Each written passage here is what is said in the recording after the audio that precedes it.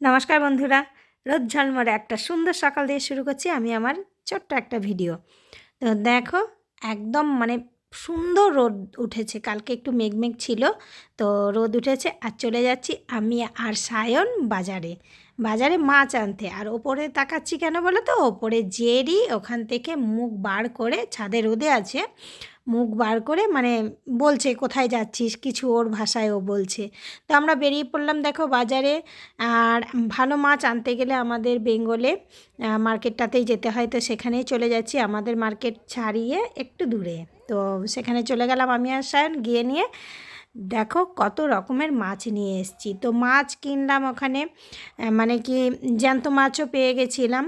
তো আর যেখানটায় এই যে আমি যেখানে একটু ক্যামেরাটা তোমাদের সাথে শেয়ার করলাম, সেই জায়গাটা হচ্ছে আমাদের বোটিং ক্লাব।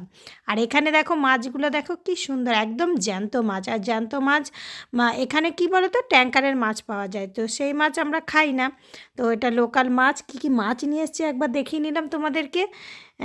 কত রকমের, 3-4 রকমের মাছ নিয়ে এসেছি। আর আমরা মাছ খাবো, জেরি খাবে না সেটা হয়? তো জেরির জন্য দেখো নিয়ে এসেছি মেটে। তো জেরি মেটে পেলে খুব খুশি, মাংসর থেকেও খুশি ও মেটে হলে। আর মাছগুলো ফটাফট ভেজে নিচ্ছি, পেঁয়াজ টাজ কুচিয়ে নিয়েছি। পেঁয়াজ কুচি দিয়ে করব ওই ছোটো চুনো মাছটা। আর আলু ফুলকপি দিয়ে করব আমি এই কাতলা মাছটা। এটা ছিল কাতলা মাছ। আর বাকি লোটে মাছ আর ভেটকি মাছ আমি রেখে দিয়েছি।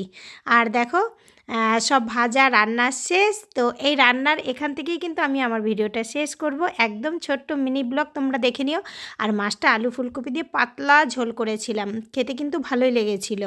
আর সব সময় কোনো তরকারিতে গরম জল দিলে কিন্তু টেস্টটা একটু ভালো হয়। তো ফাইনাল একটু দেখিয়ে নিচ্ছি। দেখো ডাল করেছিলাম, আর চুনো মাছটা করেছিলাম পেঁয়াজ দিয়ে, আর করেছিলাম আলু ফুলকপি দিয়ে কাতলা মাছটা, আর একটু কালকে সামান্য একটু চিকেন সায়নের জন্য রাখা ছিল। তো আজকের মতো এতটাই। আবার দেখা হবে নেক্সট ভিডিওতে। ততক্ষণ পর্যন্ত সবাই ভালো থেকো, সুস্থ থেকো, আর অনেক অনেক অনেক হ্যাপি থেকো। বাই।